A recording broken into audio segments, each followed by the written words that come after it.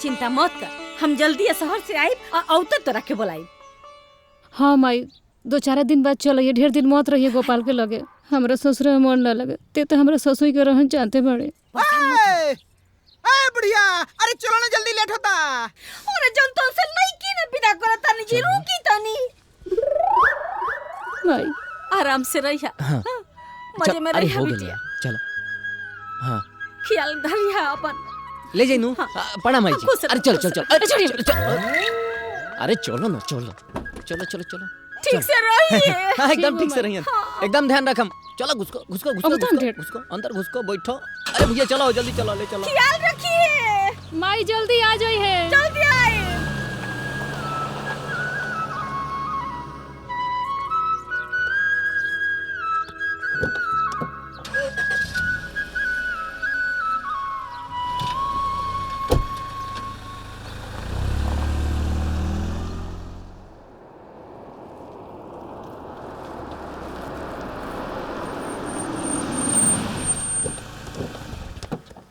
आ गई नी।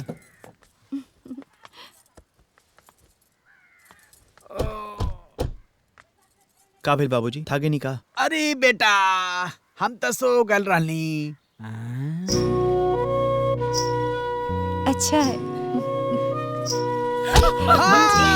देख के भरा जेबू, हाथ में फूट जाई।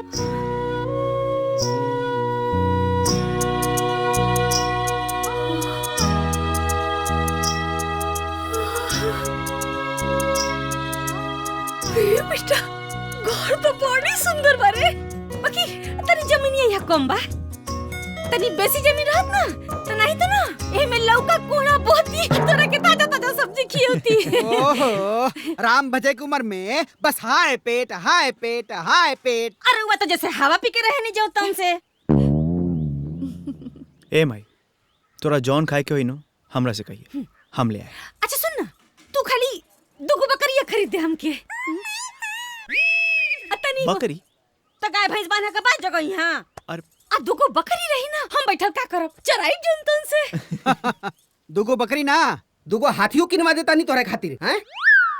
शादी ब्याह में घुमावत रही है पगलेट कहीं के। यही से इनकर हमार ना पटल है जन तन से। छोड़ ना माई, चल चल, सामान निकालो दिलीप। जी सर। चलो चल।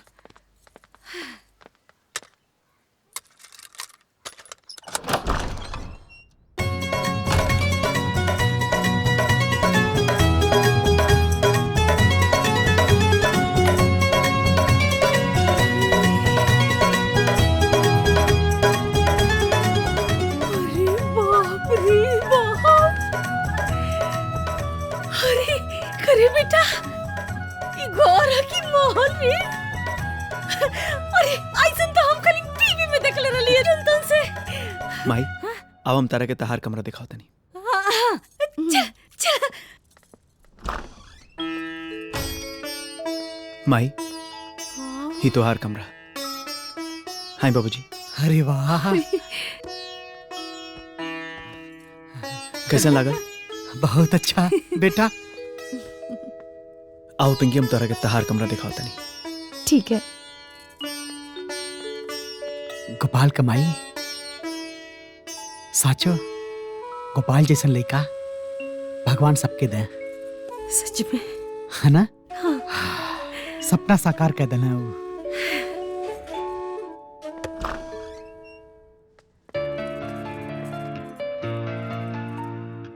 आई है हमनी के कमरा। बहुत अच्छा है।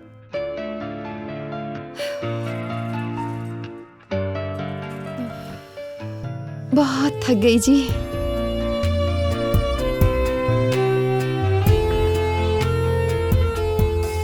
अच्छा,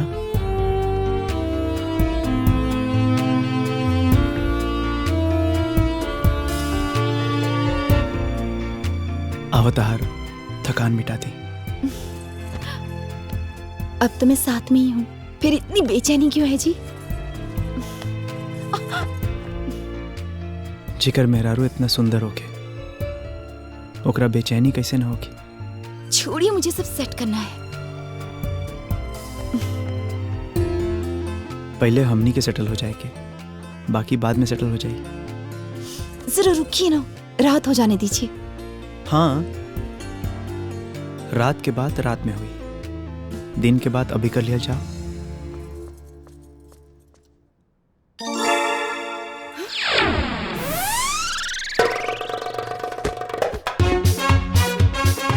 गोपाल, ए बेटा, जल्दी आ बेटा। हाँ माई, अरे जल्दी आ रे।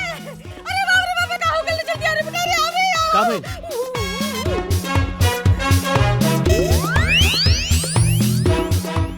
बाबूजी, ये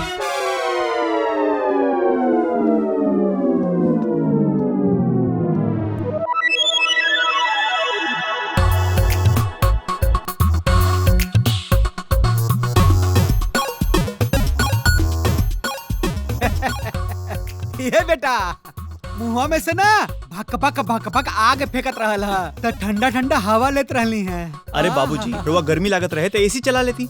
वो फ्रिज है, ओमे खाए पिए के सामान रखल जाला। बच्चवा, सहूर का ठिकाने ना और बने के बाद ज्ञानी जनतन से। चलनी हंसत या सूपे पे। अब जहाँ जाना वह जाना, रख मचा के रखा ना।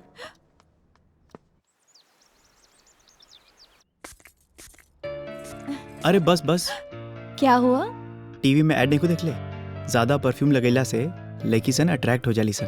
अच्छा, तो फिर आप भी किसी और की तरफ अट्रैक्ट हो जाएंगे क्या? अरे ना ना, हम तो मजाक करत रहनी है। जेकर मेहरारू इतना सुंदर होके ओकरा ऊपर केहू और के जादू कैसे चल सकेला? सुनिए ना, शाम को जल्दी आ जाइएगा। इहो कोनो कहे के बात बा? हमार दिल तो घर में अटकल बा, तो बाहर दिमाग कैसे चली? ऑफिस के काम खत्म होते ही 120 की स्पीड में गाड़ी आई। चलते।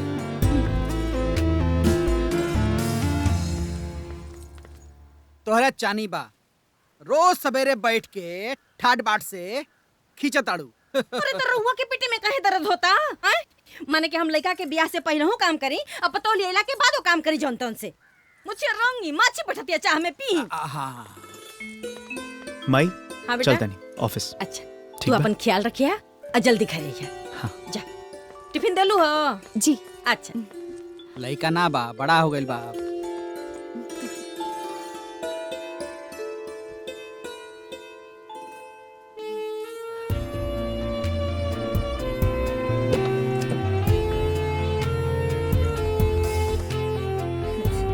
जा।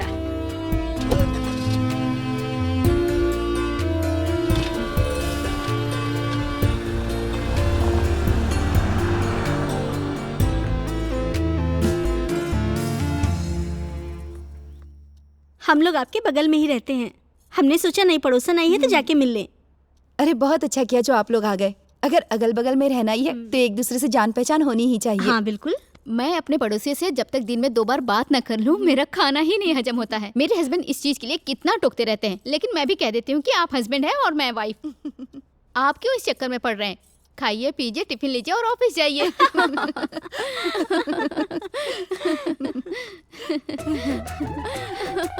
इका खिक होता हो? हैं? मने औरत का बात एक डेग न सुनाई देवे के चाहिए, और तू लोगन रावण जैसन खे खे खे कैले बाड़ू। हैं? ई कुल हमरा के पसंद नहीं के जनतन से।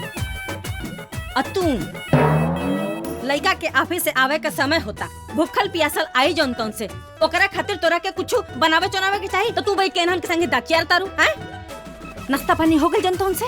तो जा, आवा चला, निकला लो। चला जा, खाना बनावा जनतन से।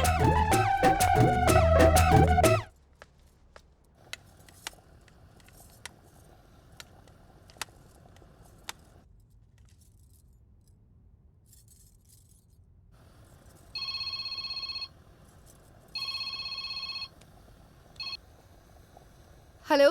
जी मम्मी, प्रणाम। खुश रह बिटिया, सब ठीक तो बा ना? हाँ मम्मी, सब ठीक है। और समधीन जी कैसन बाड़ीन? वो भी ठीक है। देखा बेटी, ठीक से सूझबूझ के साथे रहिया।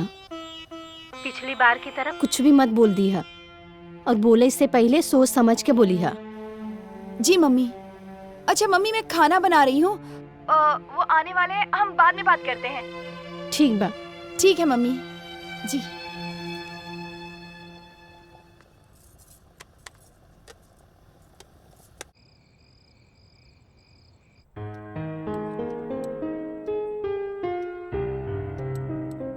वाह, ये तो खनवा गौवा नियन लगत बा हो। बाबूजी, ई पिंकी के हाथ के कमाल ह। माई अपन सारा हुनर उनकरा में झोंक देले बड़ी। तो हर माई, अरे ई बुढ़िया कभी अच्छा खाना बनीबा ना खैले, तबे की का बना सकेले? छे जंतन से आए? का हमरा खातिर कुछ कहता नहीं है? तो हर तारीफ करता नहीं, तो हर माई बहुत अच्छा खाना बनावत रहनी ऐसे। ए मैं छोड़ ना, आओ ना हमनी संग साथे बैठ के खा ले। अरे नहीं, मेहरारू मर्दन के बराबरी करके ना खानी, खा तू लोगन। अरे माई, ई शहर ह, यहाँ ई सब ना सोचल जाला। और उसे का अपन तौर तरीका कोई छोड़ देगा जंतन से? नहीं, खा लो। ठीक बा, पिंकी जा तू खा ला। नहीं, आप बाबूजी के साथ खा लीजिए, मैं माँ जी के साथ खा लूंगी।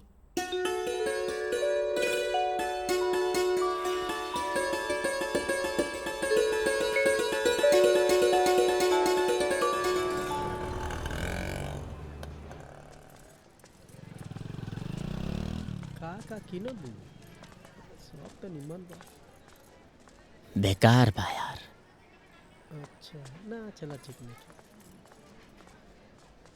चलो। अरे माँ जी, ये देखिए ना, अच्छा है ना? ठीक नहीं खे जाए नहीं? है कितना का? 10 रुपया।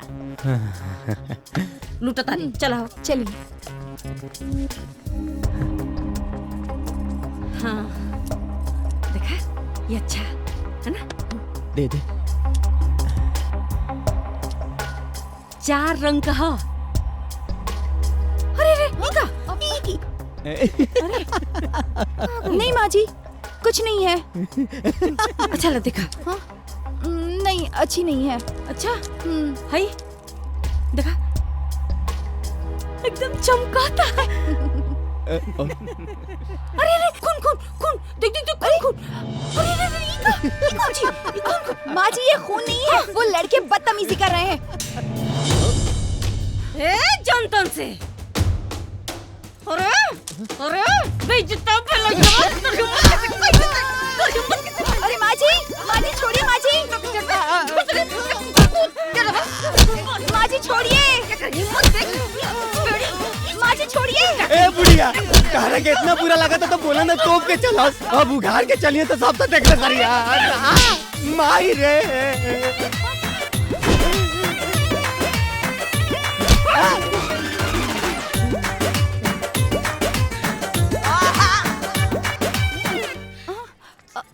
माँ जी, का भइल हो? हर बात जानल जरूरी बा का? चुप रही जनतन से। सुन, जाके सलवार समीज पहन के आओ। अरे कपड़ा बनावल है तन ढोपे खातिर, अगला कोई ऐसे कपड़ा के जे में तन उघार होके, हैं? सलवार समीज पहन के आओ, जो।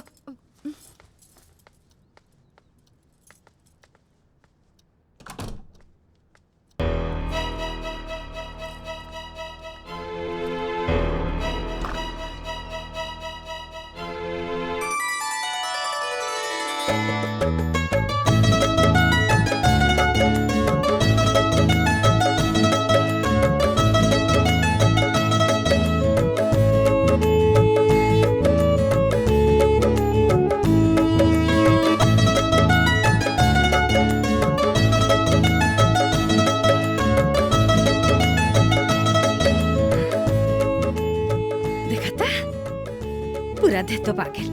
अब चलो बेचारे, आओ चल। बाबूजी, बेटा। रहुआ एक्सरसाइज कल शुरू करी और पेट निकला था।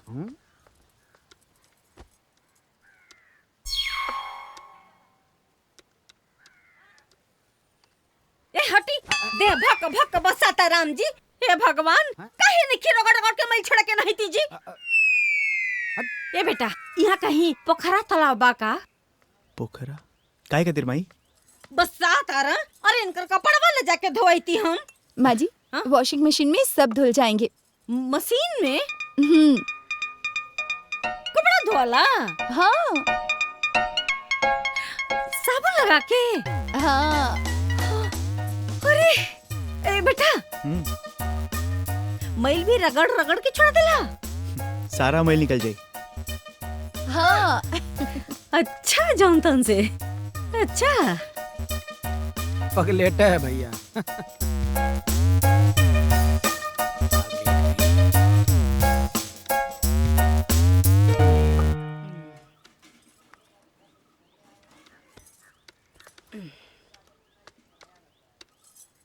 सुनी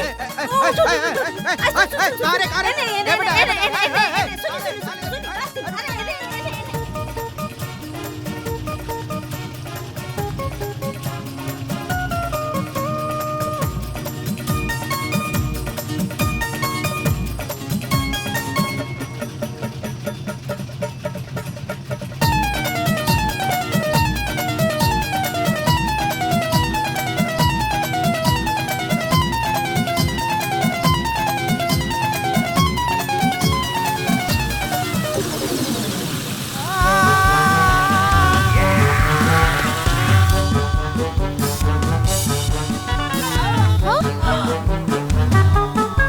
को उपाय लगाते बता देता नहीं पी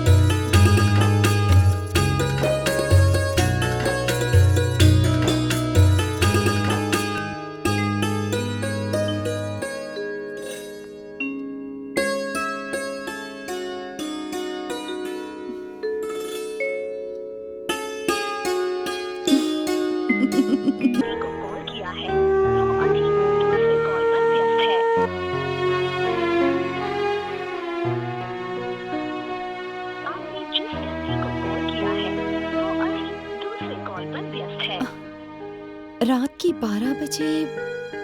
इतना रात के बिजी बा? देखती हूँ कैसे नहीं बात करेंगे। बार बार फोन करके डिस्टर्ब करूंगी, बात ही नहीं करने दूंगी। हेलो, इतनी रात को किससे बात कर रहे थे?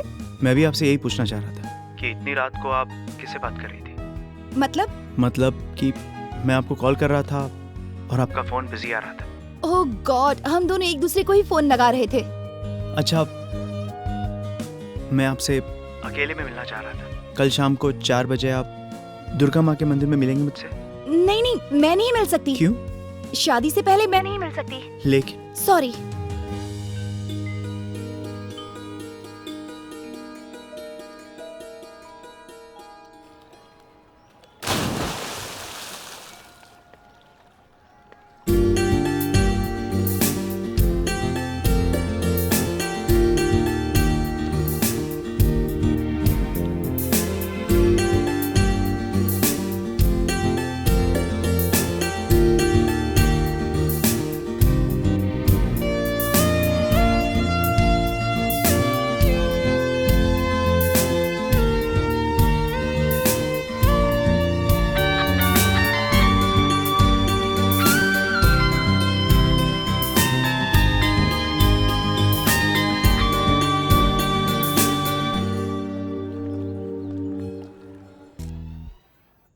पिंकी,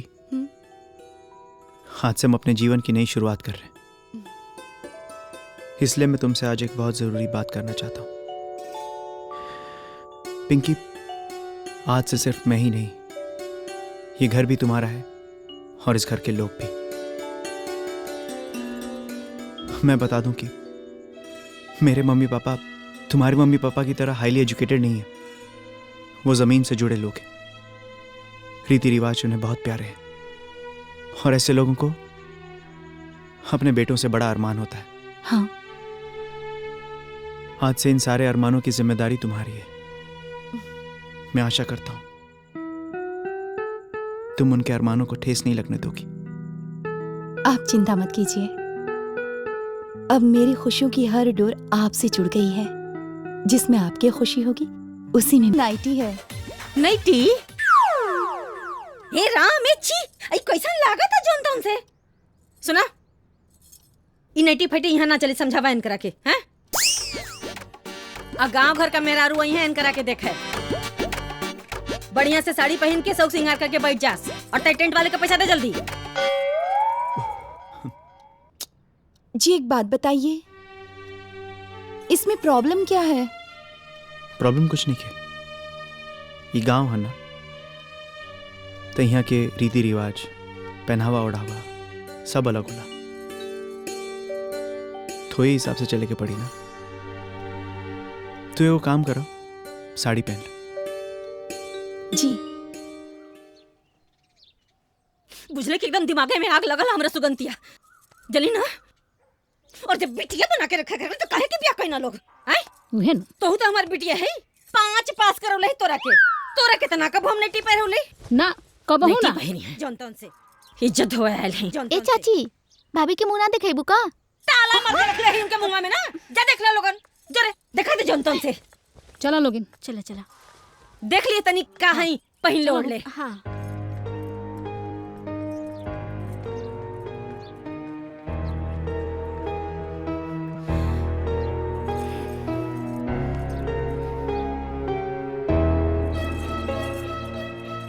जे वाला ते बोर है या वाला। ला लो, देख लो दुल्हन। ए दीदी, भाभी तो बड़ी सुंदर बाड़ी। रे बसंतिया, कितना बढ़िया तलवार नियन आईब्रो बनौले बाड़ी। एमी के सेम लिपस्टिक हमहू किनले बानी, लेकमे के बनाई। ए जनतन से यहाँ लोगन दुल्हन दिखायल हो कि लिपस्टिक दिखायल हो? आए देख ना माई, ई बसंतिया, अरे एकरा भौजी के जब हम देखे गए रहनी पूरा 15 रुपया मुंह दिखलाई दिले रहनी, और ये तो फिर ये हाथे आगल भी देखे। ए कब तो भौजी का मुंह तो कोनो जरूरत नहीं के दिखावे कर। हैं फोकट पे लोगन मुंह दिखायल बड़ू हो। हैं सबका घरे मुंह दिखाई दिले बनी, ऐसे ही मुंह ना देखे दे। हां चल निकालो। चल रे, ना दिखाइए तो ना दिखाए। हाँ जा लो, जब आट जाई तो लेके आई हो। अब बताई बाबूजी, बियाह के 1 महीना पहले से धरना देले बाड़ी हैं, अब तो बियाहो बीत गई। घरे जाके कहतनी तो कह तरीका कि रोड़ा माई के मुंह देखल नहीं चाहत हम। ए बाबू सुना, हाँ इहो अपने माइया पे गइल बिया। जात रहनी 7 दिन खातिर हाँ। और आवत रहनी 7 महीना बाद। जनतन से की एकर शिकायत करतनी जी। हमार हिम्मत बा तो हर शिकायत करी। हैं? देख ना माई, ई दोनों जना मिल के हमरा के यहाँ से भगावे के चक्कर में लागल बालो। अरे के कर हिम्मत हो कइलो हमरा बेटी के यहाँ से भगावे का? वो हमारा बेटी के जनतन से। बताओ ना माई, तोनी भर चलता इन तो लागत है हमार हाथ और गोड़ झिनझिना है। और यहाँ के बानी, यहाँ के तो हमरा हाथ कोनो माया नहीं खे, जब देखो तब हाय माय करत रहिले। जनतन से कोनो नौकरानी नहीं के भेजले रहुआ के घरे। हैं ओकरा घर द्वार नहीं खे का? और 20 साल से रानी बना के रखले रहनी ना। जाई हमार बेटी जा। मुंह का देखा ताड़ा, फैसला हो गइल। लेकिन सुनी ना, वैसे भी ना हम ऐसा ना घर के बेटी है ना बबुआ कि जहाँ दमादन कभी कुटाई वाला विश्वास देखे तो पूछ रही अपने ससुर से। नहीं, मैं पूछे कौन बात बा तो ठीक बा, 15 दिन बाद हम आमीन का के ले जाए खतर। अब वैसे भी ना बाबू, नहीं भौजाई आइल बिया, बढ़िया बनाई खियाई तो देह सिहराई है ना। ओकरा बाद हम विदाई फाइनल के देबा। और वैसे भी हमार पतो काल चूल छुए वाली बिया। अब ताकत का बानी जाई, बैग उठाई। जा।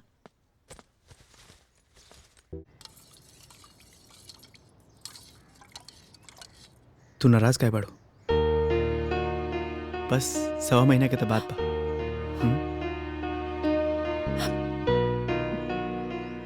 एक लड़की जब पहली बार अपने ससुराल में आती है तो उसके पति से ज्यादा क्लोज उसके कोई नहीं होता है। और वो पति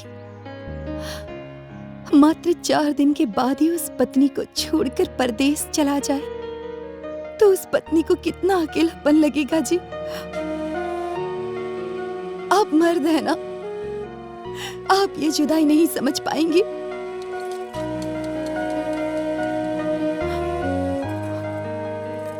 हम ना समझे, हम सब समझता नहीं, लेकिन यो तो तहरे घर। हाँ उनका बात के दिल पे मत लिया। हाँ खुश रहला से सब कुछ सही हो जाला। देखा तू ज्यादा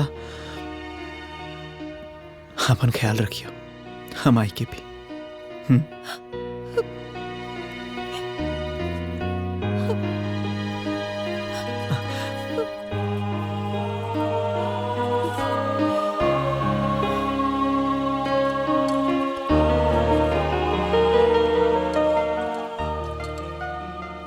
अपना ख्याल रखना।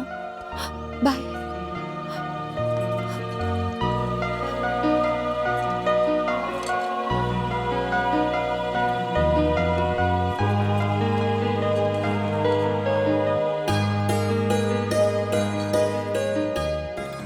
चलते नहीं। खुश रहा, अपन ख्याल रखिया। तू अपन ख्याल रखिए मैं।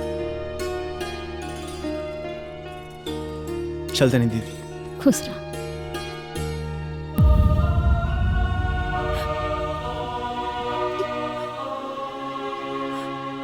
चलते नहीं।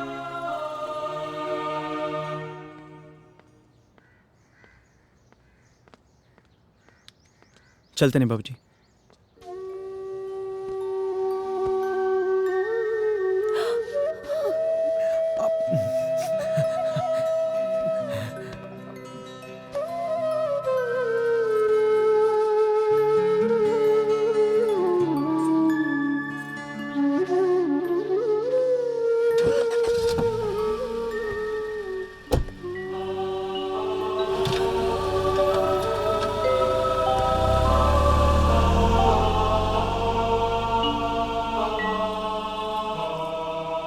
माई चुप हो जा।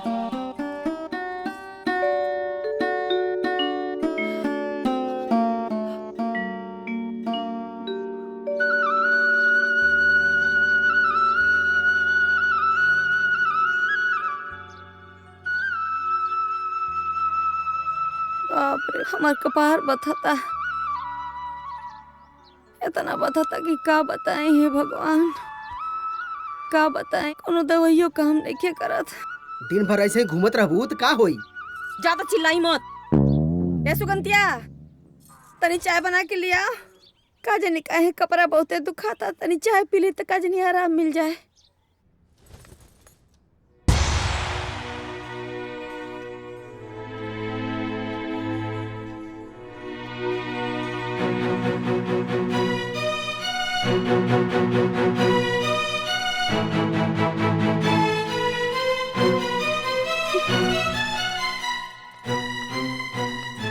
अरे माई, अब चाय के बनाई? तहार पतो तो गोपाल के वियोग में सूतल बाड़ी। अरे वो सुतल बिया तो तू बना द। काहे बनाई? अरे ससुरो में देठे ठाई, नैहरो में देठे ठाई। हम ना बनाए, जा अपना पतो से बनवा। अरे वो आराम करत हुई हैं, जा तू बना द चाय। हम तो बनेबे ना कर। सब केहू हमारे पे चिल्ला के जाता।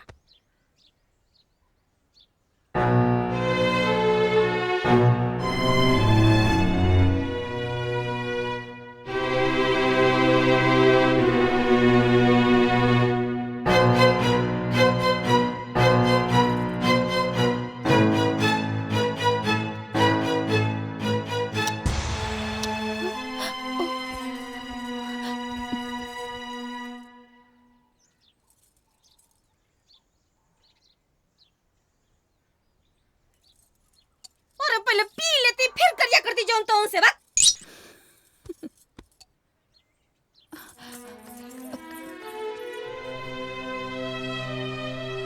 माँ जी, नींद लग गई थी, जगा देते तो मैं ही बना देती। काहे? अरे भगवान, हमनी के हाथ गोड़ नहीं दिले का? हैं? चाय बनवा लेनी और हेदे पिया तो बानी। और तू सोचा तारू कि तू सूतल रहबू तो हमनी के चाय नहीं पी सकत जा का? जा सुता, जा नींद पूरी कर ला। आ सुना, तारा खाती एक कप चाय छोड़ देले बनी, छान के पी ली हो।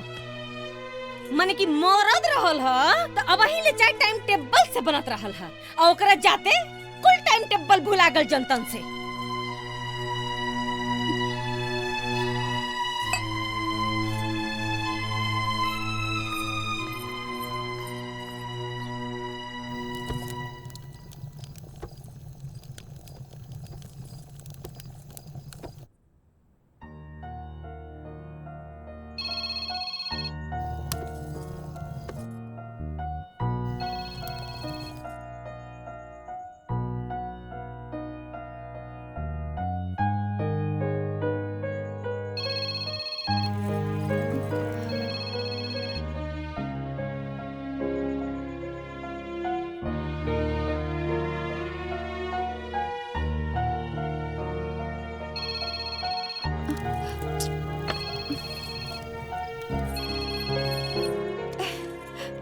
नमस्ते जी।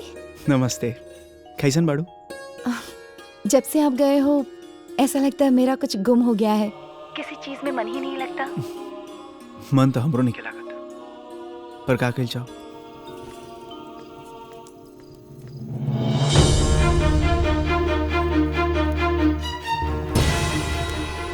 आपने खाना खाया?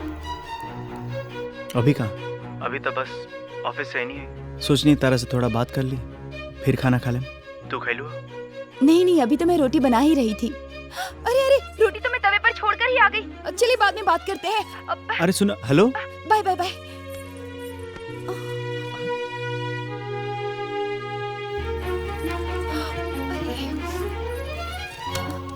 माँ जी हटिए, मैं बनाती हूँ। ना ना तू जा, हम बना ले। जा जा आराम कर। माँ जी। और हम कहता नहीं तो तोरा समझ में नहीं खे आवत है। जा तू अपन काम पूरा करा, रोटी बन जाएगी। माँ जी प्लीज प्लीज हटिए ना। माँ जी आप बना रही हैं रोटी, जरूरत नहीं। अब गलती नहीं होगी माँ जी, प्लीज उठिए उठिए ना माँ जी, प्लीज प्लीज प्लीज प्लीज माँ जी, मैं बना देती हूँ, प्लीज प्लीज प्लीज माँ जी छोड़िए ना। कि शहर के लड़की से ई चूल्हा चौका का काम ना होई, बुझाई? जा आराम करा, जा। खाना बनावल हमार काम बा।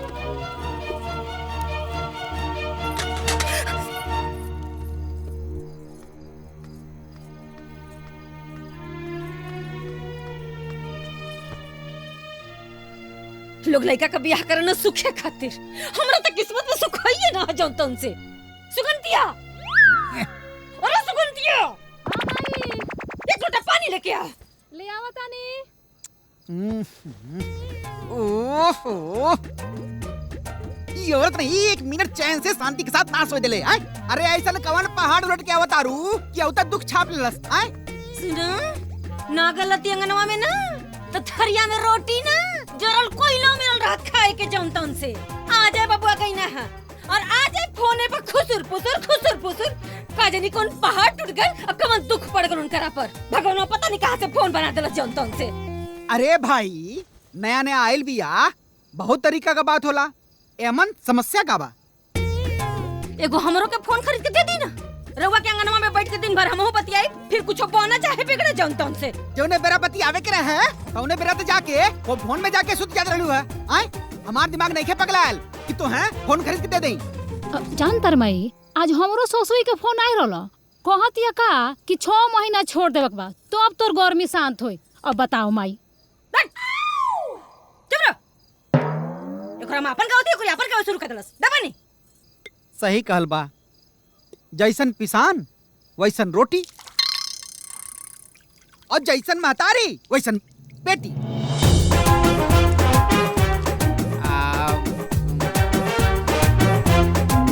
चला सुत्ता प्रभु। अरे बाप रे,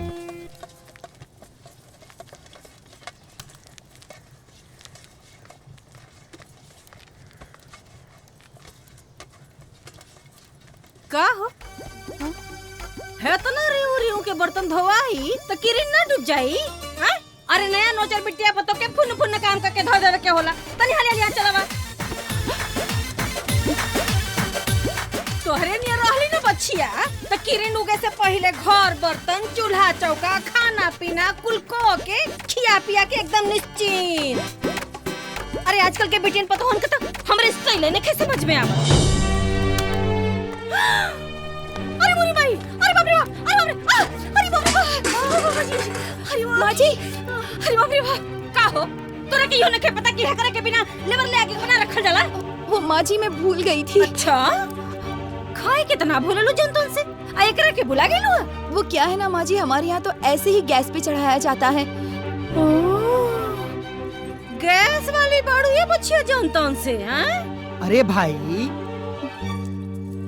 जब वो चूल्हे पे नईखे बनावे जाना तो गैसे पे बनावे था। आगे नहीं पछले वे,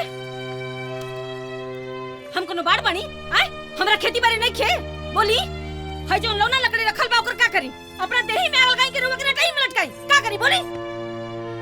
जब देखा तब पछले वे आ जाना है।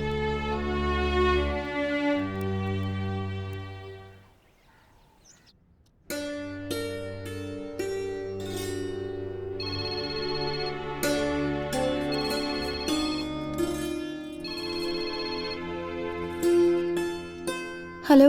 क्या करता रू? घर का काम और आपको याद करने के अलावा और दूसरा क्या काम है मेरे पास?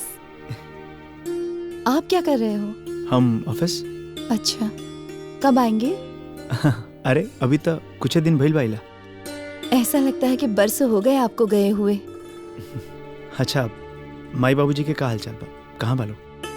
शायद बाहर होंगे। ओ, और खाना खैलू? अभी तक नहीं। का? अभी तक खाना ना खैलू? जा तू पहले खाना खा, बाद में बात हुई। सुनिए ना, थोड़ी देर और बात कीजिए ना प्लीज। ना ना ना, पहले जाके तू खाना खा। सुनिए प्लीज प्लीज। नो नो, पहले जाके खाना खा, बाद में बात हुई, ठीक बा? ओके।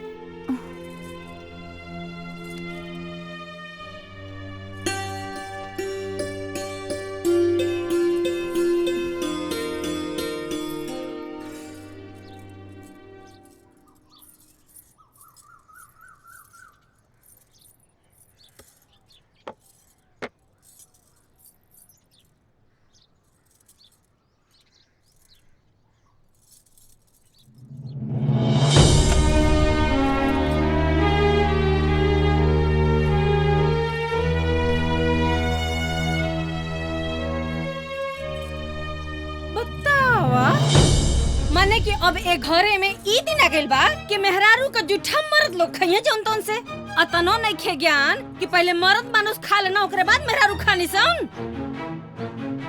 बताओ माई, हम अपना ससुरा में पानी पीकर रह जाइली, लेकिन अपन ससुर आ तोरा दामाद के खाए से पहले आज तक ले नहीं खइले। बिटिया तो ई संस्कार के बात होला ना। हम तोरा के ऐसा संस्कार देले तो तू ऐसा काम करेलू। एकर माई बाप के ऐसा संस्कार देले हुआ ऐसे ही ऐसा काम करती है ना। हमरा के तो लगत ना कि एकर मतरियो बबवा ऐसा ने बना जनतन से। माँ जी, गलती हो गई मुझसे। इसमें मेरे माँ बाप को घसीटने की क्या जरूरत है? हमारे यहाँ जब जिसको भूख लगती है वो खा लेता है। मुझे यहाँ का रिवाज पता नहीं था, इसलिए मैंने खाना निकाल लिया। इसमें कौन सा पहाड़ टूट पड़ा माँ जी?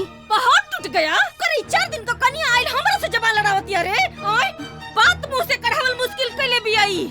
मुंह से बोल देली तो जबान सिबिते हमार सिबिते जबान सिवाई तोरा के। अरे कौन मिला ओकरा के? आज बताओ तनी तोरा के हम धर्माई फोन लगा दे।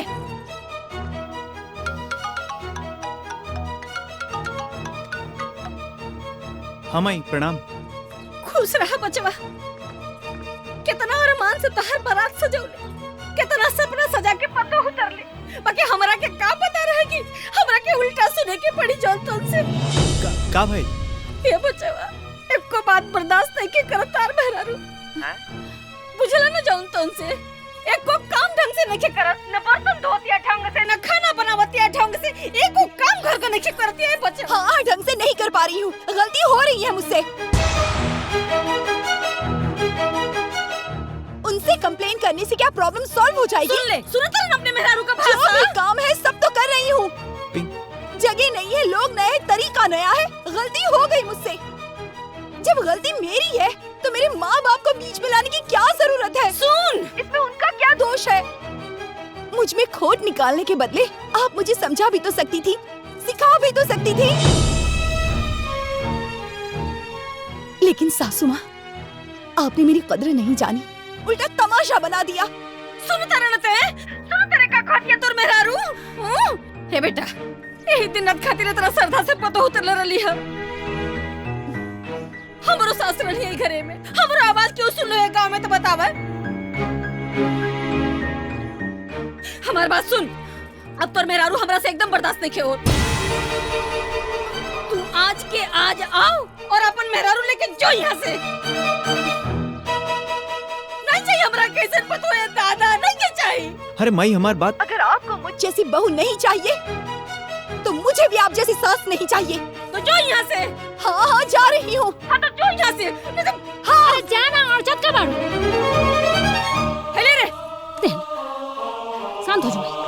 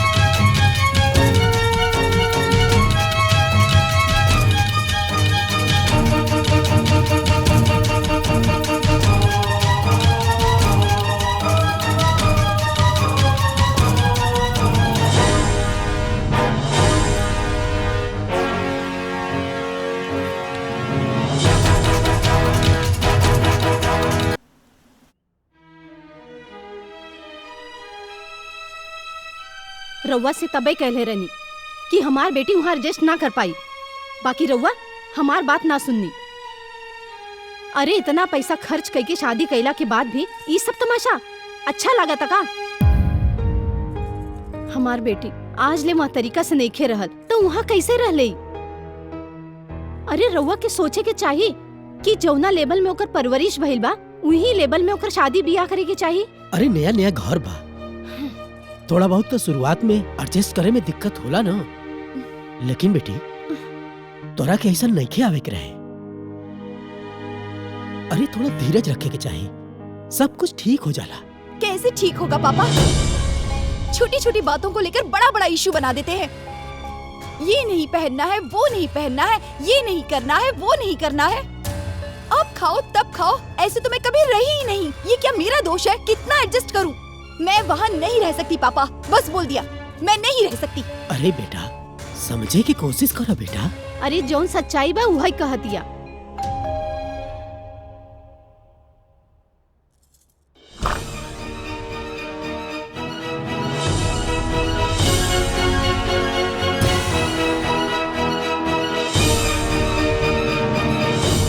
आपको सारी बात मालूम है ना, फिर भी आप कह रहे हैं कि मुझे ऐसे नहीं आना चाहिए था।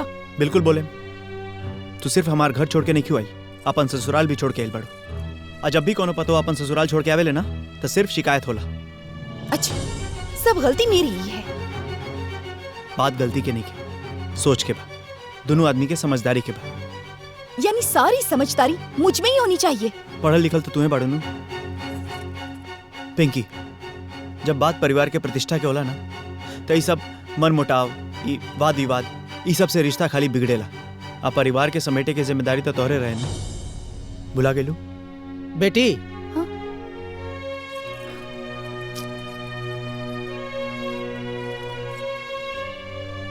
बेटी मायका और ससुराल में बहुत अंतर होला। माँ बाप बेटी के ध्यान मायका में राखेले और ससुराल में बेटी के कर्तव्य होला कि अपने ससुराल पक्ष के ध्यान रखल। ई कौनो 60 साल का बुढ़िया नहीं खे कि जाते जाते सारा ज्ञान मिल जाई। त सिखौले का बाड़ू, तारा के पता नहीं खे रहे कि हमार बेटी एक दिन केहू के घरे के बहू बनी। पापा, ये सब बात के अब कोनो फायदा नहीं के। अगर हम इनकर पति बनी तो हम अपना माँ बाप के बेटा भी बनी। वो लोग भी हमारी जिम्मेदारी बाटे।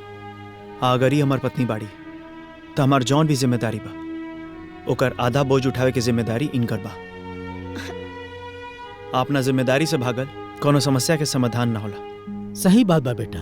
बेटी अगर अपने मायका के दुलारी होले तो अपने ससुराल के जिम्मेदारी भी होले। आप सही कह रहे हैं पापा, लेकिन पहल तो दोनों तरफ से होनी चाहिए ना। मैं अकेली ही कितना मैनेज करूं? बात मैनेज करे के नहीं के। ई कोनो ऑफिस ना हा, घर हा। परिवार जज्बात से चलेला। सास बहू के लड़ाई कोनो नया नहीं खे, हर परिवार में होला। लेकिन समझदारी ये में बाटे कि साथ में एक दूसरा के समझ बूझ के रह के। तो फिर मुझे क्या करना चाहिए? पिंकी, हमार माई पुराना ख्यालात के बड़ी, अपन जिंदगी हमेशा ऐसा ही जियता बड़ी। अभी तहार जिम्मेदारी बा, या तो तू उनका ऐसन बन जा, हाँ ना तो उनका के अपना ऐसन बना ला। यह समस्या के हल बा।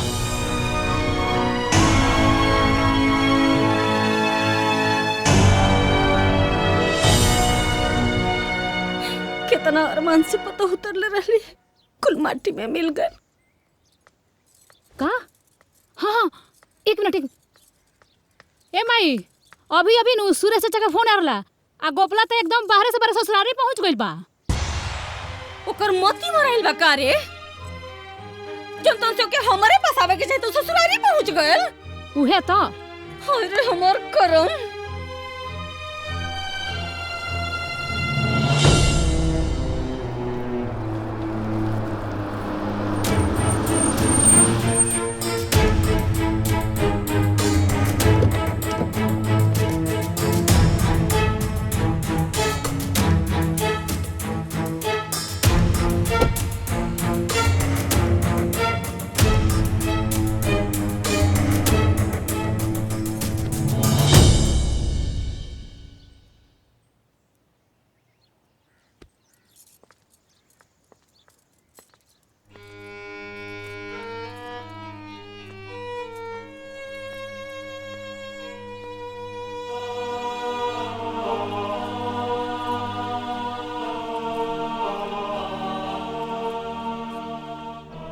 गोड़ लगा देनी माई। खुश रहा। हाँ ठीक है ठीक है ठीक है। हे माई, माफ कर देना। तू एक काम कर, कान पकड़ के माफी मांगा।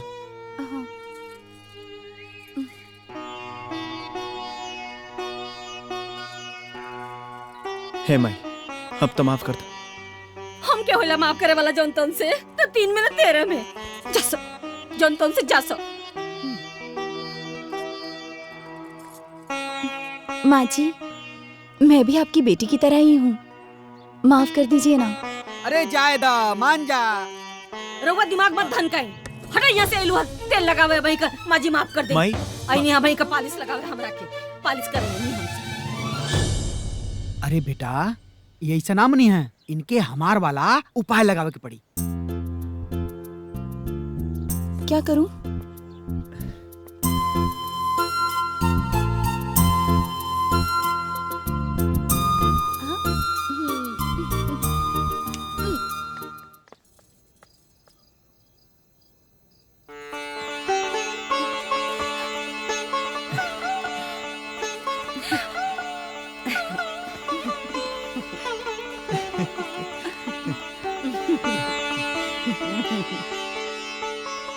चिंता मत कर, हम जल्दी शहर से आए और औतत तो रखे बोलाई। हाँ माई, 2-4 दिन बाद चलिए, ढेर दिन मत रहिए गोपाल के लगे। हमरा ससुर में मन न लगे, ते तो हमरा ससुर के रहन जानते बड़े। बुढ़िया, अरे चलो ना जल्दी, लेट होता। अरे जन तो से लईकी ने विदा करत तनी जी, रुकी तनी। माई आराम से रहिया। हाँ। मजे में अरे रहिया हो गया बिटिया। चलो। हाँ ख्याल धरिया अपन। ले जाइनू। पड़ा माई जी। खुश रहो, अरे चल खुश चल चल। रहो। अरे चल। अरे चलो ना, चलो चलो चलो चलो। ठीक से रहिए। हाँ एकदम ठीक से माई। रहिए, हाँ। एकदम ध्यान रखम। चलो घुसको घुसको घुसको अब तो घुसको ढेर। घुसको अंदर घुसको, बैठो। अरे भैया चलो जल्दी चलो, ले चलो। ख्याल रखिए। माई जल्दी आ जाई है। जल्दी आए।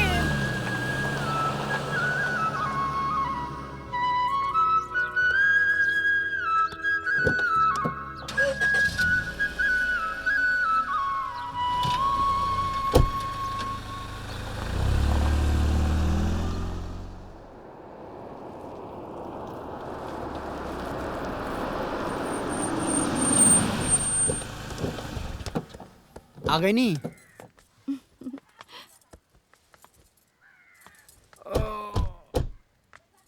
का भेल बाबूजी, थाके नहीं का? अरे बेटा हम तो सो गल रहनी। अच्छा है। देख के देख के देख के महाराज जेबू हाथ में फूट जाई।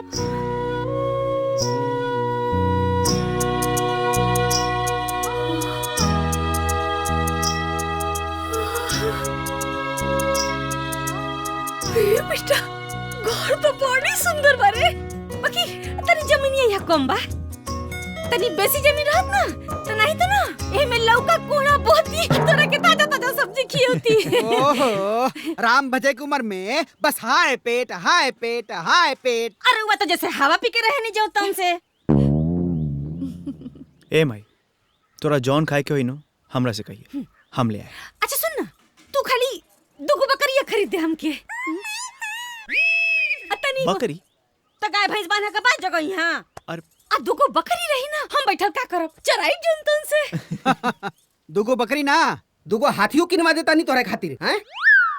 शादी ब्याह में घुमात रही है पगलेट कहीं के। यही से इनकर हमारे ना पटल जंतन से। छोड़ ना माई, चल चल सामान निकालो दिलीप। जी सर। चल चल।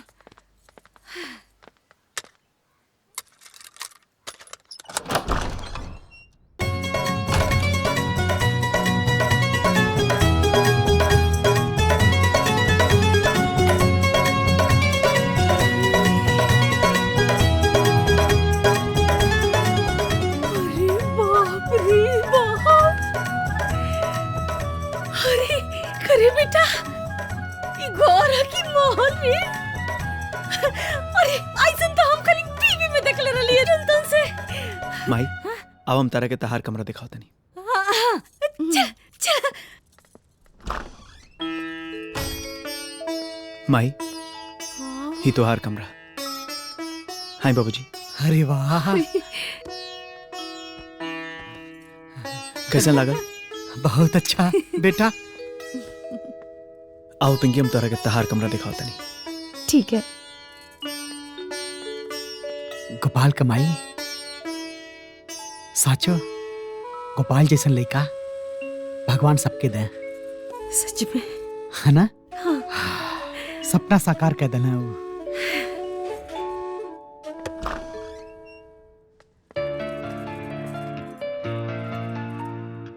आई हा हमनी के कमरा। बहुत अच्छा है।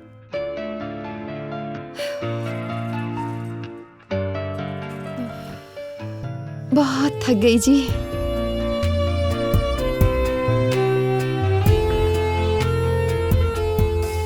अच्छा,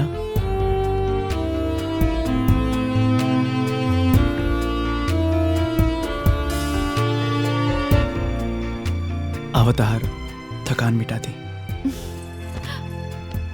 अब तो मैं साथ में ही हूँ, फिर इतनी बेचैनी क्यों है जी?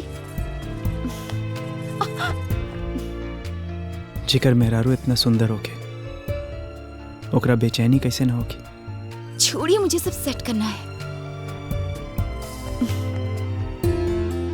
पहले हमनी के सेटल हो जाएंगे, बाकी बाद में सेटल हो जाएगी। जरा रुकिए ना, रात हो जाने दीजिए। हाँ, रात के बाद रात में हुई, दिन के बाद अभी कर लिया जाओ।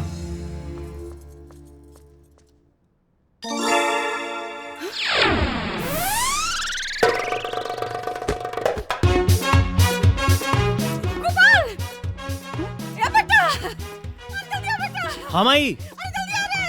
अरे बाप रे बाप, बेटा हो गया, जल्दी आ रे बेटा, अरे आ रे आओ। का भाई?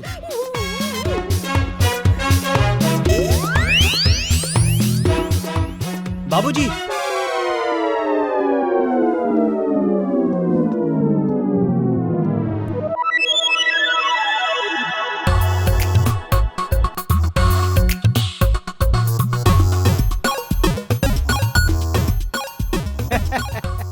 ये बेटा, मुंह में से ना भक भक भक भक आग फेंकत रहल है, तो ठंडा ठंडा हवा लेत रहली है। अरे बाबूजी, रोवा गर्मी लागत रहे तो एसी चला लेती।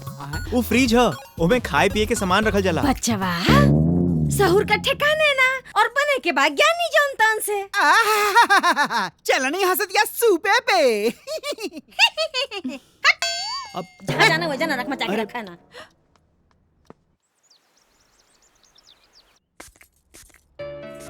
अरे बस बस, क्या हुआ? टीवी में ऐड नहीं को देख ले, ज्यादा परफ्यूम लगेला से लड़की सन अट्रैक्ट हो जाली सन। अच्छा, तो फिर आप भी किसी और की तरफ अट्रैक्ट हो जाएंगे क्या? अरे ना ना, हम तो मजाक करत रहनी है। जेकर मेहरारू इतना सुंदर होके ओकरा ऊपर केहू और के जादू कैसे चल सकेला? सुनिए ना, शाम को जल्दी आ जाइएगा। इहो कोनो कहे के बात बा? हमार दिल तो घर में अटकल बा, तो बाहर दिमाग कैसे चली? ऑफिस के काम खत्म होते ही 120 की स्पीड में गाड़ी आई। चलते।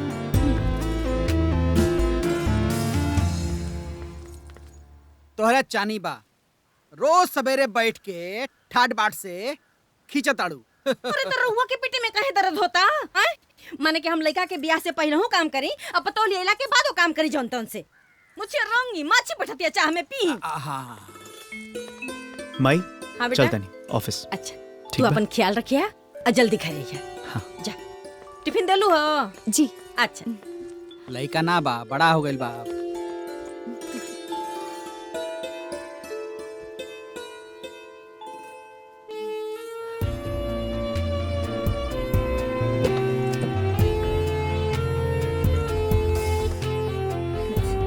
जा।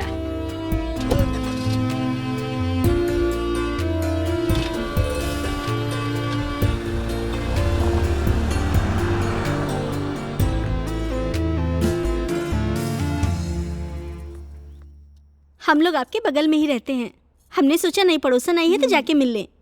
अरे बहुत अच्छा किया जो आप लोग आ गए। अगर अगल बगल में रहना ही है तो एक दूसरे से जान पहचान होनी ही चाहिए। हाँ बिल्कुल। मैं अपने पड़ोसी से जब तक दिन में 2 बार बात न कर लूं, मेरा खाना ही नहीं हजम होता है। मेरे हस्बैंड इस चीज के लिए कितना टोकते रहते हैं, लेकिन मैं भी कह देती हूँ कि आप हस्बैंड हैं और मैं वाइफ। आप क्यों इस चक्कर में पड़ रहे हैं? खाइए पीजिए, टिफिन लीजिए और ऑफिस जाइए।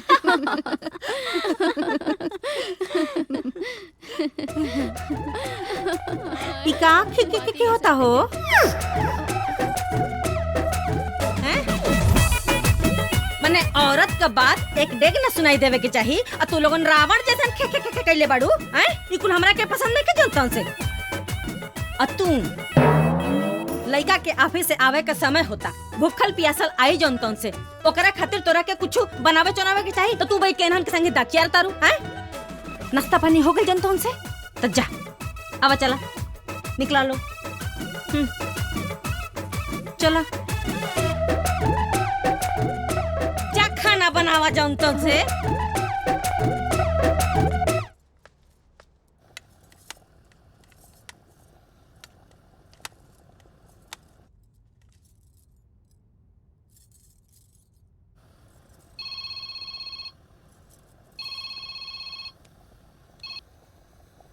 हेलो जी मम्मी प्रणाम। खुश रह बिटिया, सब ठीक तो बा ना? हाँ मम्मी सब ठीक है। और समधीन जी कैसन बाड़िन? वो भी ठीक है। देखा बेटी, ठीक से सूझबूझ के साथे रहिया, पिछली बार की तरह कुछ भी मत बोल दिया और बोले से पहले सोच समझ के बोलिया। जी मम्मी। अच्छा मम्मी मैं खाना बना रही हूँ, वो आने वाले हैं, हम बाद में बात करते हैं। ठीक बा। ठीक है मम्मी जी।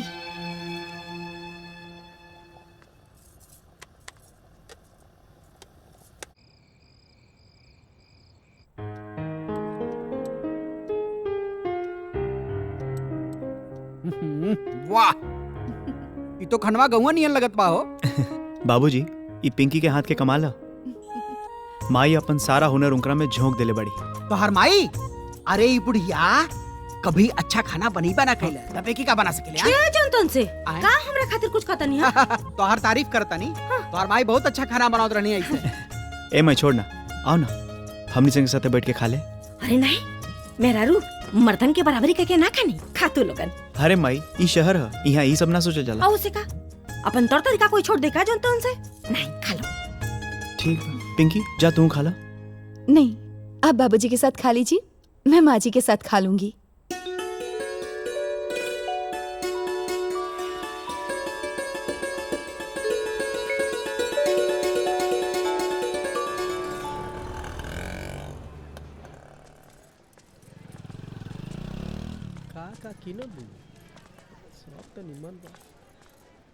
बेकार बा यार। अच्छा ना, चला ठीक नहीं। चला हो। अरे माँ जी ये देखिए ना, अच्छा है ना? हाँ? ठीक नहीं खे जाए नहीं है। कितना का? 10 रुपया। लूटा तारी। चला हो। चलिए। हाँ देखा, ये अच्छा है ना? दे दे। 4 रंग का है। अरे रे इका नहीं माँ जी कुछ नहीं है। अच्छा लग देखा। हाँ? नहीं अच्छी नहीं है। अच्छा है देखा, एकदम चमकाता है। अरे रे खून खून खून, देख देख देख खून खून। अरे रे रे ये कौन जी? ये कौन? माँ जी ये खून नहीं है, वो लड़के बदतमीजी कर रहे हैं। ए जनतन से। अरे अरे बेइज्जती फैला दिया। अरे माँ जी छोड़िए माँ जी। माँ जी छोड़िए। माँ जी छोड़िए। ए बुढ़िया, कहने के इतना बुरा लगा था तो बोला ना तोप के चलो, अब उघाड़ के चलिए तो सब तो देखना कर यार। माई रे।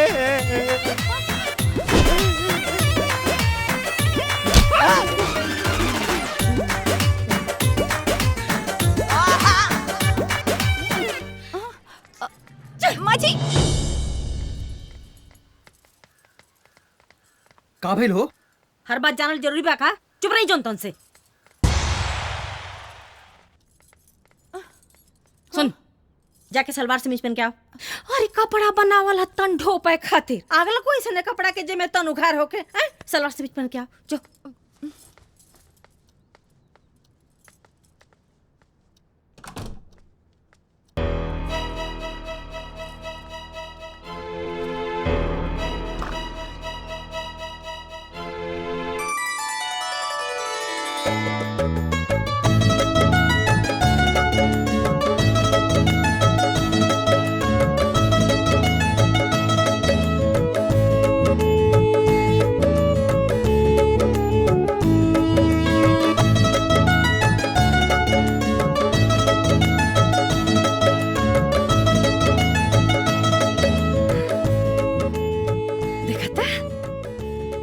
तो पागल।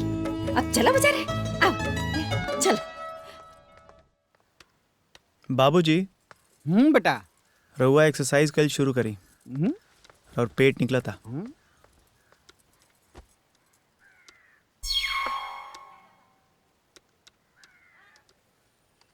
ए हटी, दे भक भक बसाता राम जी।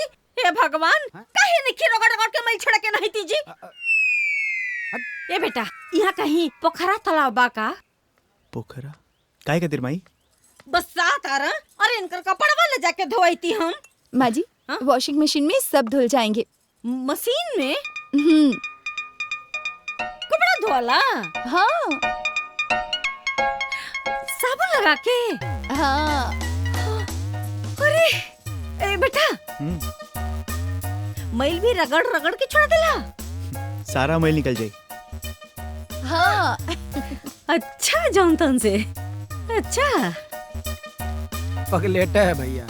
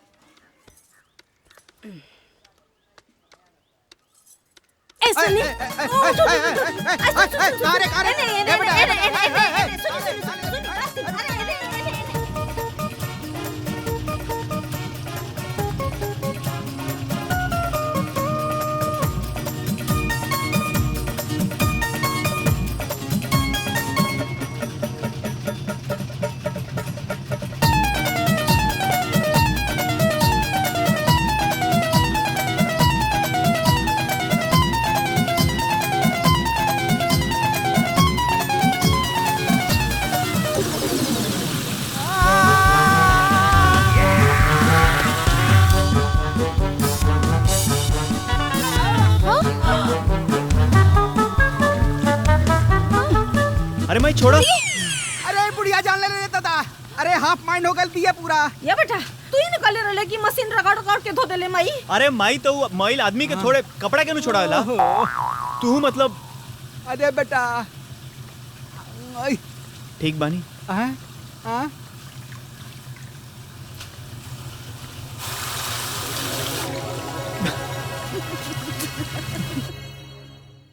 माई। हाँ बेटा। आज शाम के बाहर जाके खाना खाए, ठीक बा? तैयार रहिए। अच्छा।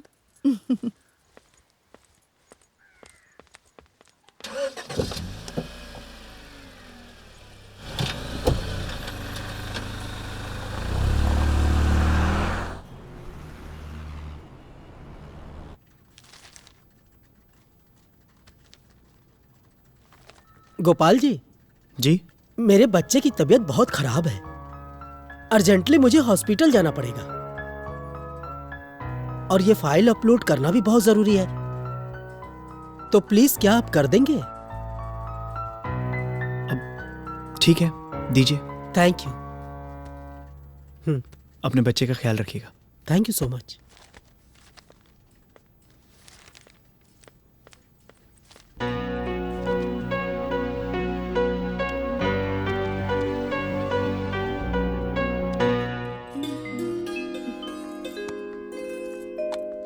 क्या लगावा था दुल्हन? माँ जी, ये क्रीम है, चेहरे पर लगाने से चेहरा चमकता है। आप भी लगाइए ना, बाबूजी को बहुत अच्छा लगेगा। जब जवानी में ना लगोली तो बढ़ोती में क्या लगाई जॉनतन से? कब चले के भाई ये बतावा?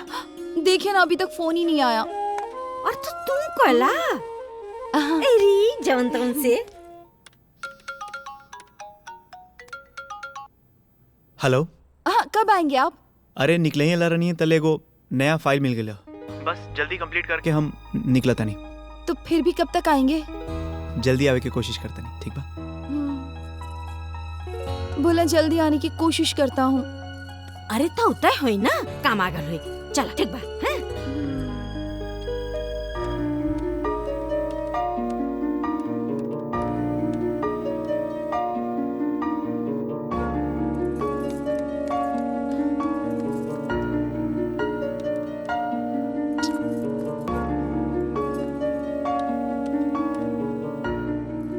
काबल दुल्हन, फोन आया लोकर? नहीं माँ जी, अभी तक तो कोई फोन नहीं आया। अरे तो फिर कह के पूछ ला करा।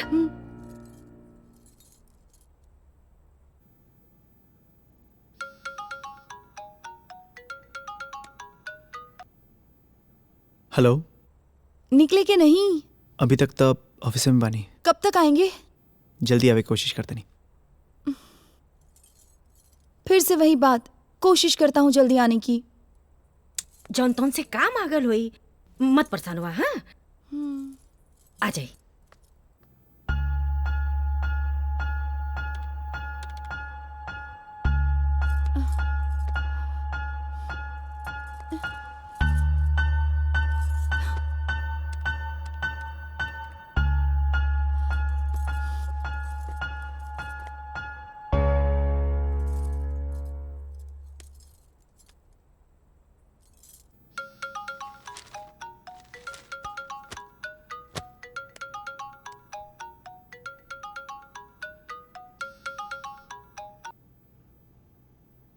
हेलो।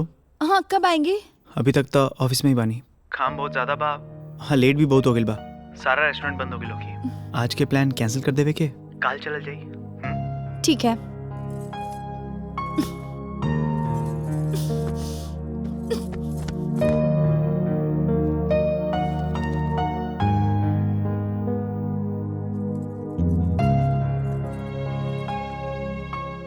का भइल दुल्हन, कैसन मरुआ गइलो?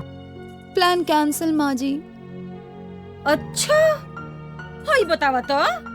तब से आदमी रची रची के सजल धजल और वो कहता कैंसिल। यही सब तो अच्छा नहीं लगता है माँ जी। अरे एकदम अपने बाप लेखा भइल जाता जौन तौन से। आज ओकरा से बोली हा मत, एकदम मत बोली। ठीक है माँ जी। गधा कहेगा। आने दीजिए उनको।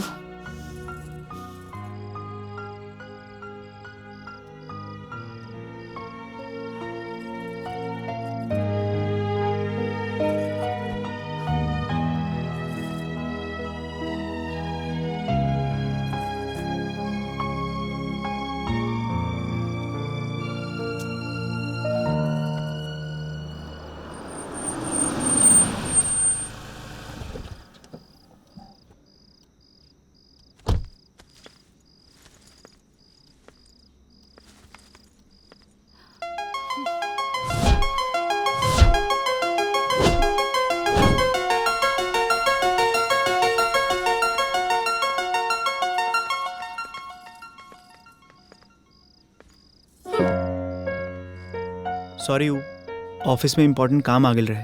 हाँ, जाइए काम कीजिए। अरे बात तो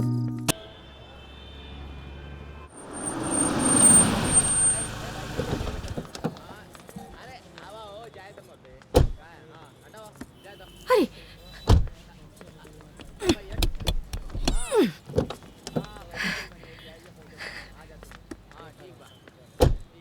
ए, रुका रुका, कहाँ जाता रू? हे, हैं? माँ है मेरी। आओ माई, चलो। अच्छा अच्छा, जाई। कैसन लोग भाई? लड़का पढ़ल लिखल और माँ इतना बौक। कम से कम इतना तो सोचे के चाहिए कि जाई कि ना जाई।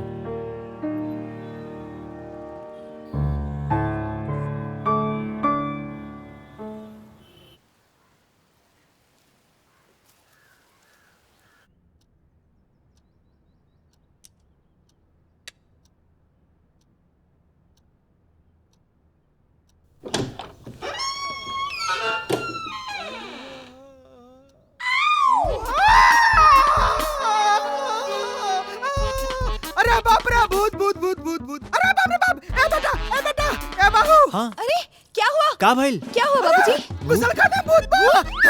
अरे का कहता अरे नहीं? ओकर उज्जर उज्जर मुंह बा, उज्जर उज्जर। घर पे भूत कहाँ से आई? भूत है?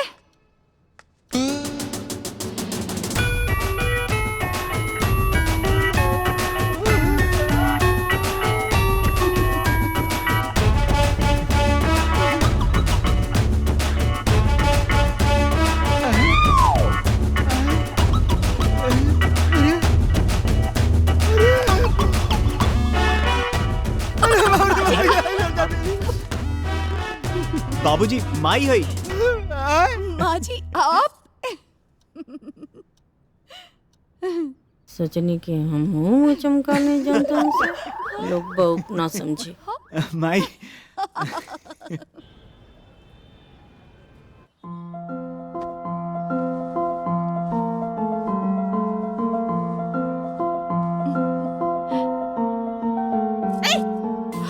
कुछ नहीं होगा।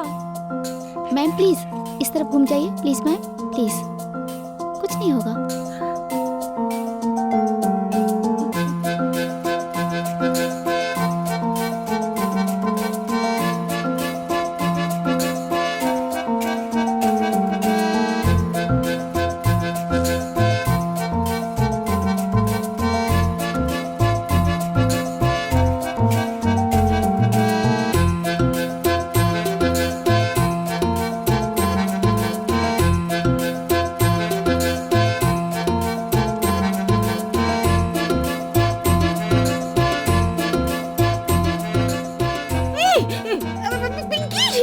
माँ जी आराम से, कुछ नहीं होगा। चक्कू छुरा कैंची कुल्ले के मुंह पर दौड़त नहीं था।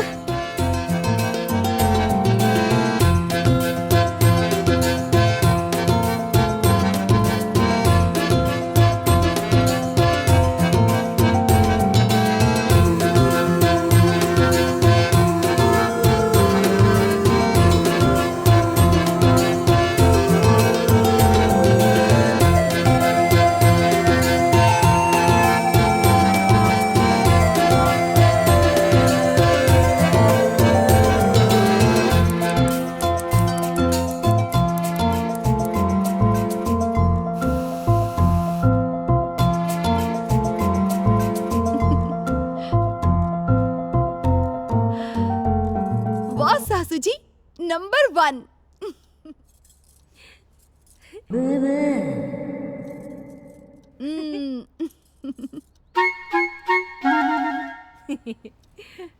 करे अरे वाह माई, ते तो एकदम बदल गई बड़ी सी। आखिर सास किसकी है? कहा न कि अब बच्चा जिंदगी भर तक गाँव में रहली जौन तौन से, हमरा के कुल के बारे में का पता जौन तौन से। जैसन समाज रहे वैसन रहे की चाहिए कि ना चाहिए कि। अब देख ले करे जा पर सांप लौटे लगल इनके। हैं एकदम बेशरम हो गल बड़ा का हो बेटा बाप तो क्या के कुल का करता रहा हैं। यही से तो सजले छोड़ देली। जनता ने दुल्हन गाँव ने आयल रहली, एक हाली तो बोरिन लगौली मुहे में। ऐसा नहीं बुढ़ावा नजर लगौलस ना, 2 महीना लेबे मारली बच्चिया। तौले तो हम सदले छोड़ देली। जइबा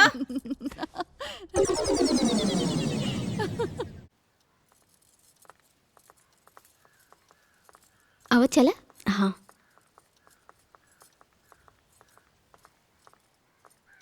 पिंकी, ए पिंकी। अरे तुम लोग, आज मेरे बेटे का बर्थडे है, तुम शाम को पूरी फैमिली के साथ जरूर आना। हाँ जरूर आएंगे। अरे आओ अंदर। ना ना पिंकी। हाँ अरे वो लोग के अंदर लेके आवा। अरे जल्दी से आवा, लोग बैठा ना। आओ आओ चलो बैठा, आओ बैठ जा। माँ जी मैं चाय बनाकर लाती हूँ। अरे ये जौन से तोहार सहेली तू बैठ के बात करा, हम चाय बनावता नहीं। जा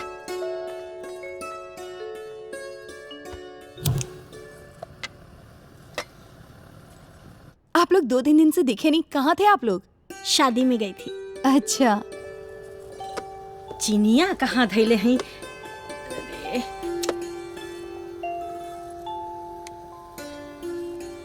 पिंकी यार, तुम तो बहुत लकी हो। क्यों? तुम्हारी सास कितनी बदल गई हैं, एकदम सीधी हो गई हैं। अरे नहीं नहीं, वो तो जलेबी की तरह टेढ़ी थी,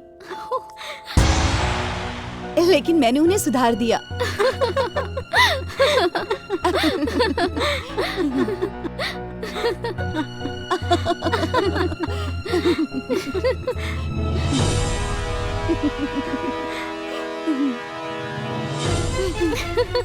अरे ते हमरा के सुधार देली? नहीं तोरे तनी पावर हो गल कि ते हमरा के सुधार देली? नहीं माँ जी। अरे तोरे पूरे खानदान में इतना नहीं के पावर कि हमरा के सुधार दे। और तू लोगन हो यहाँ कुछ चुराई बतियावे आयल हो? हमार सास तो हर सास निकला लोगन जोन तो से नहीं को कपारे पर वो छोड़म ना तो लोगन के भगा यहाँ से जा। का भाई लोग? अरे होई कहतिया कि हमरा के ही सुधार देला। माँ जी गलती से मुझसे निकल गया माँ जी। अरे नहीं दादा, तुम्हारा मन का भावना हमरा सब समझ में आ गई। गोपाल के फोन लगाई, लगाई फोन गोपाल के। लगाई ना जी, लगाई फोन।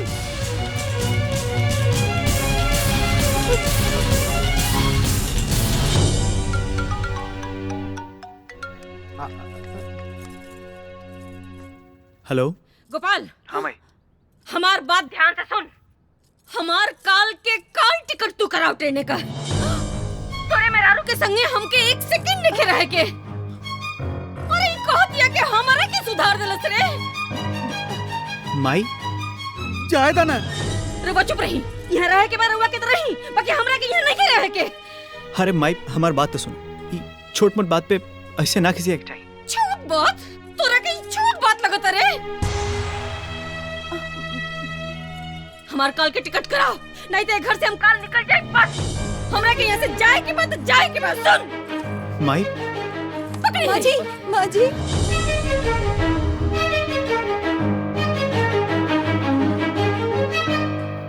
माँ जी, माँ जी माफ कर दीजिए, मुझे माफ कर दीजिए माँ जी। अब गलती नहीं होगी, मुझे माफ कर दीजिए। है माई, जायद माफ कर देंगे। एकदम चुप। ओकर पक्ष तो लिए मत, नहीं तो हमरा से बुरा क्यों ना हुई। अरे ये हमरा के सुधारी, ये हमार सास बनतिया। ए जन्म में ये हमार सास बनी। कह दिया कि हम सुधार देनी, ये हमरा के सुधारी रे। एकरा के लाज शर्म नहीं आवत।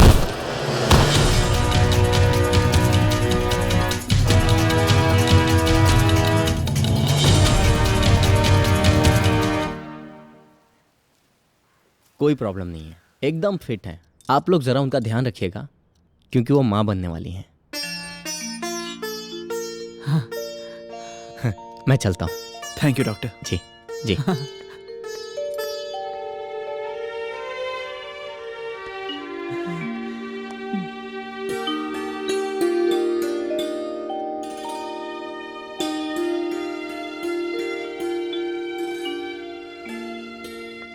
माई माफ करते हूँ के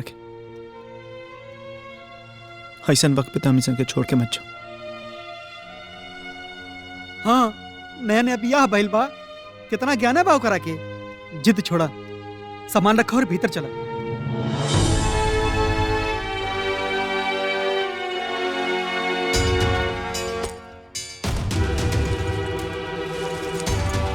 माई माँ जी,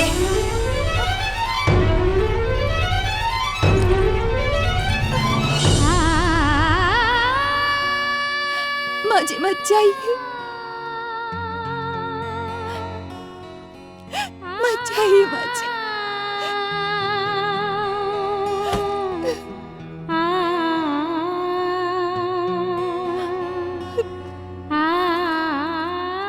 सुन, तै जी चाहे मर, हमरा के कोनो फर्क नहीं। मत बुझे कि जौन तौन से हम तोरा खाते रुकता नहीं। तोरा पेट में जौन हमरा बेटा का निशानी पला था ना, हम ओकरा खाते रुकता नहीं। गोपाल, इनकरा खातिर काजू, किशमिश, बादाम, छोहाड़ा और गाय के 2 किलो दूध को उठौना लगा था।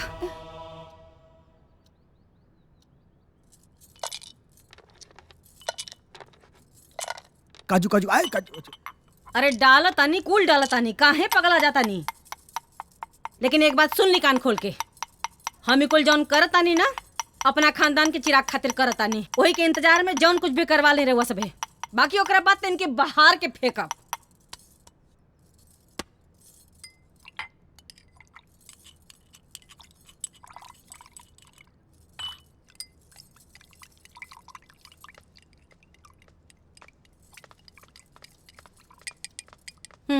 पकड़ पकड़। एको बूंद गिरे की ना चाहिए, नहीं तो बता देब हम। एक बार बच्चा हो जाओ, ओकर बाद मरा चाहे जिया, हमरा के कुछ लेवा देवे के नहीं यहाँ। तनी ठीक ढंग से बोला। ठीक है, ढंग से बोला तानी। और रुआ ढेर पुटर पुटर मत करी, नहीं तो रुआ को उपाय लगाते बता देता नहीं। हे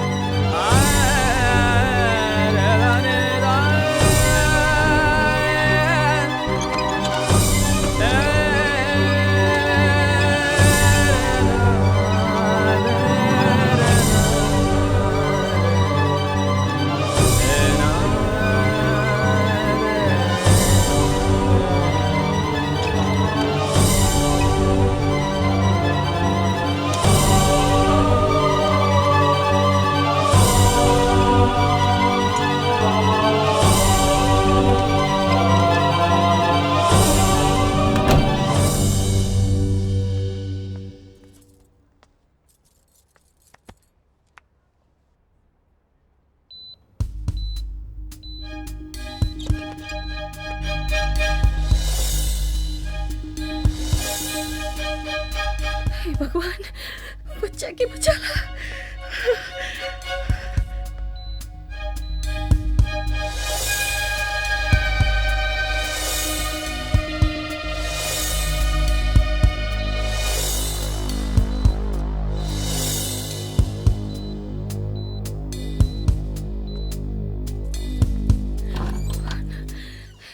एक्सक्यूज मी, ठीक हो जाए सब अच्छा। पेशेंट की हालत क्रिटिकल है। मैं दोनों में से किसी एक को ही बचा सकता हूँ।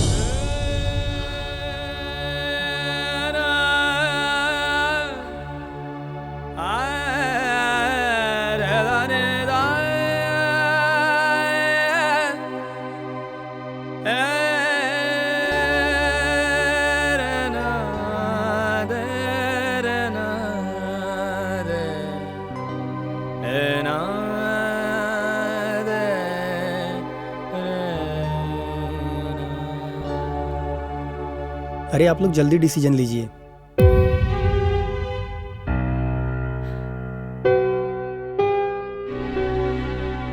डॉक्टर साहब, हमार पतोह की बचा ली।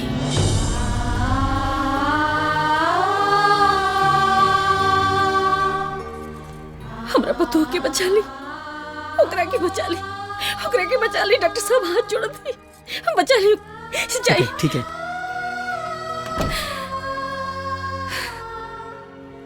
कारे पागल, तू क्या समझ ले, वो हमरे घर का लक्ष्मी है बेटा।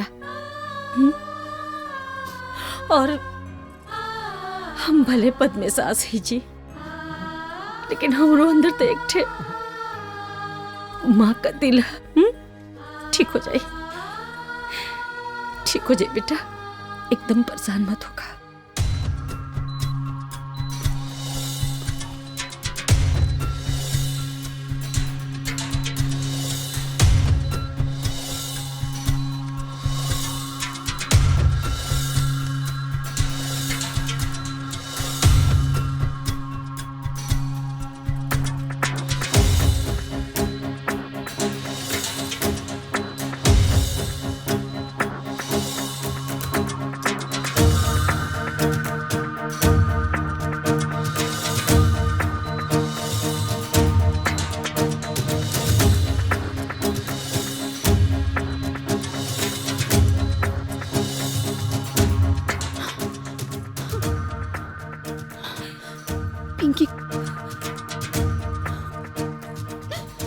सब ठीक है, चिंता मत करी। बिटिया ठीक बा, ऑपरेशन चलता, परेशान मत हुई, सब ठीक हो जाए।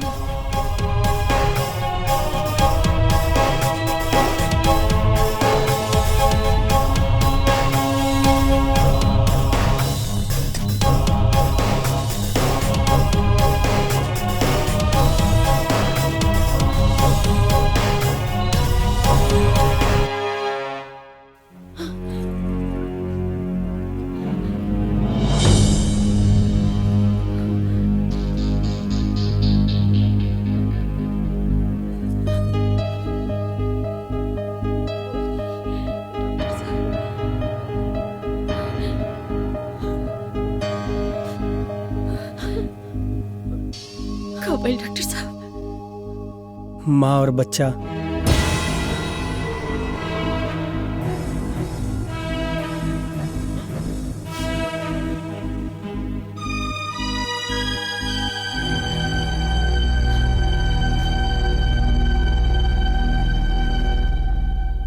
दोनों सलामत हैं।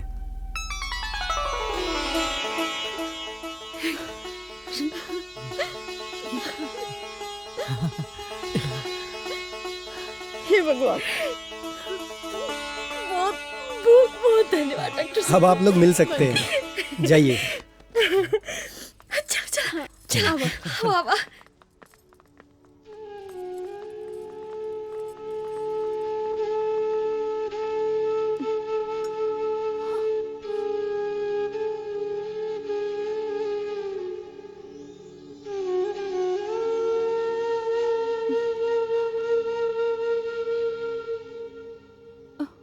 माँ जी, मैंने आपके घर का चिराग दिया है, अब तो आप मेरी कद्र करेंगी ना?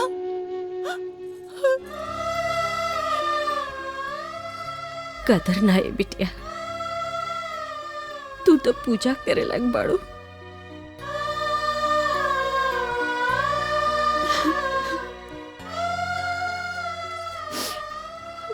जोन होगा भुला जा। सुन, जोन तुमसे एक बात कही,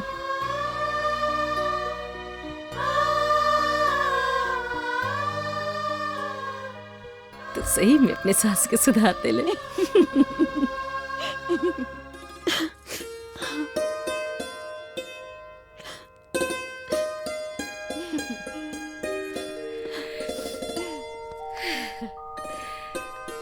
सुनिए दादी जी, हम अरे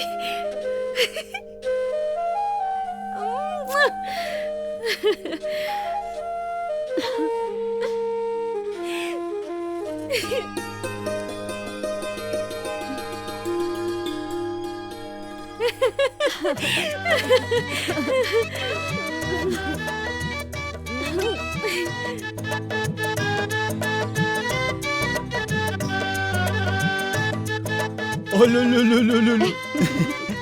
अच्छा एगो बात बतावा, ये चिकुआ हिंदी बोली कि भोजपुरी? ई तो पूरा भोजपुरी बोली जी।